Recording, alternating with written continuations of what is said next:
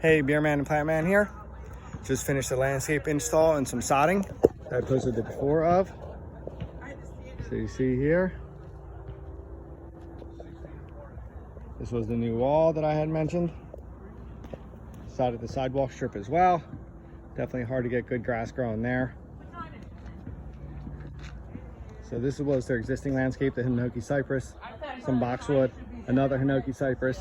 Interesting, these two were both planted at the same time. But this one to the right was underneath a huge pine tree for a long time. So you can see the size difference. The one on the left was getting much more sun. So a lot of times, that might be the explanation. If you move into a house and there's two trees and one's a little smaller, maybe there was a big tree at some point, which would have been right here. There was a huge pine tree. So that was taken out. We planted some plants. These three knockout rows, I moved them. She had pruned them back, did a great job. This is a limelight hydrangea. That will get about to the size of those railings on the deck and have huge white flowers. It'll be taller than the roses, so it'll be a nice backdrop.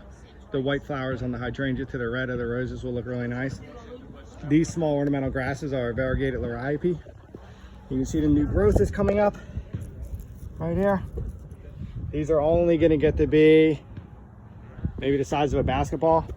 They don't spread, and they're just really tough, great plants as a border. So they'll wrap around.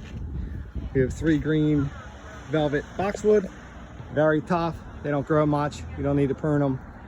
And then over here is 3 Carl Forester grass. These will probably get close to the height of the railing, but not quite that tall. And they don't get really overwhelmingly large like some ornamental grasses. So it'll be a nice different texture here on the side of the landscape. And then we installed sod all around. So it looks much different.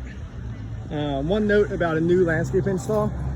When you mulch a new install, it's good to put 2 or 3 inches of mulch down, not just a little coating. Mulch really helps retain moisture for the new plants, keeps the soil from drying out so quickly.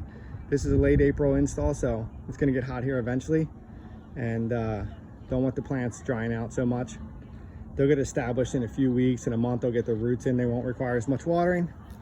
But a good layer of mulch really helps keep them cool, keep the ground moist, and keep weeds at bay.